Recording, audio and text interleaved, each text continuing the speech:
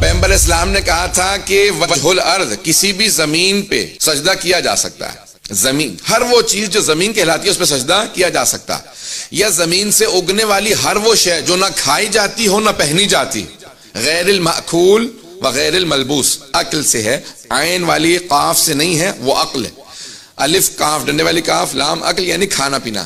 غیر المعقول و غیر الملبوس، ہر وہ چیز جو زمین ہو یا زمین سے اگنے والی ہو، جسے نہ کھایا جاتا ہو نہ پہنا جاتا ہو، کیونکہ نماز خدا کے قریب لے کے جاتی ہے، دنیا سے دور کرتی ہے، اور کھانا پینا لباس انسان کو دنیا دار بناتا ہے، تو کہا اس لیے کھانے پینے والی چیزوں اور پہننے والی چیزوں پہ سجدہ نہیں ہو سکتا، جیسے کپاس ہے یا کھانے پینے پھل سبزیاں وغیرہ ہیں، پان کے پتے پہ اس لیے نہیں ہو سکتا کیونکہ کھایا جاتا ہے، لیکن دوسرے پتوں پہ سجدہ ہو سکتا ہے، لکڑی پہ ہو سکتا ہے، ہر چیز پہ سجدہ ہو سکتا ہے، چٹائی پہ ہو سکتا ہے، لیکن ائمہ نے تاکید کی ہے کہ ہمیشہ تربت پہ سجدہ کرنا یہ مومن کی علامات میں سے، اور سے سنیں گے، کہا مومن کی علامات میں سے ہے کہ تربت سید الشہداء پہ سجدہ کرے، خاک شفا پہ۔ کامل الزیارات میں روایت ہے امام جعفر الصادق علیہ السلام سے،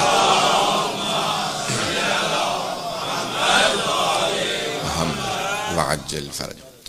فرماتے ہیں کہ جب انسان سجدہ کرتا ہے تو اس کا ذکر زمین سے اٹھ کے آسمان کی طرف جانا چاہتا ہے، لیکن اس کے سجدے کی وجہ سے نیت مومن کی ایسی ہوتی ہے کہ وہ سجدہ رک جاتا ہے، آسمان تک نہیں جا سکتا، وہ ذکر سبحان ربی الاعلی و بحمدہ وہ رک جاتا ہے۔ لیکن اگر یہی سجدہ خاک شفا پہ انسان بجا لائے تو وہ 7ویں آسمان تک چلا جاتا ہے،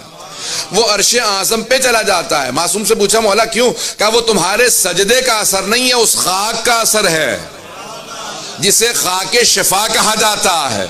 جس پہ جناب سید الشہداء کے خون کے قطرے گرے تھے، اس خون کا اثر یہ ہے کہ اگر اس پہ سجدہ کیا جائے تو وہ عرش اعظم تک جاتا ہے۔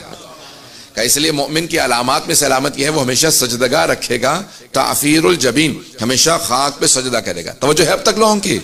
تو مومن کی علامات میں سے ہے، عزیزان گرامی یہاں تک مستحب ہے کہ ہمیشہ اپنے پاس خاک شفا رکھیں، علامات میں سے ہے مومن کی، خاک شفا رکھیں۔ اگر سفر کر رہے ہو تو خاک شفا ساتھ رکھو، سمندر میں سفر کر رہے ہو، اگر امام فرماتے ہیں کہ تلاطم بڑھ جائے، سمندر کا مد و جزر بڑھ جائے، بہت زیادہ تیز پانی چلنے لگے، سیلاب آنے کی نوعیت آ جائے، تو کہا تھوڑی سی خاک شفا سمندر میں ڈال دینا، سمندر کو قرار آ جائے گا۔ اگر خاک شفا سمندر میں چلی جائے تو سمندر کو قرار آ جائے گا۔ کہ اگر کوئی بیمار ہو جائے تو اسے ایک ذرہ کھلا دینا، خاک شفا کا اثر یہ ہے کہ شفا مل جائے گی۔ کہ ہمیشہ سفر میں اپنے پاس خاک شفا رکھو، ہر بیماری ہر پریشانی کی دوری کے لیے خاک شفا مؤثر ہے، اور مولا فرماتے ہیں بلاؤں کی دوری کے لیے، دنیا کی پریشانیوں کی دوری کے لیے ہمیشہ خاک شفا پاس رکھو، تمہیں اندازہ ہی نہیں ہے جس گھر میں خاک شفا ہوگی اس گھر میں برکات نازل ہوتی رہیں گی، اس خاک شفا کی زیارت کے لیے ملائکہ نازل ہوتے رہیں گے۔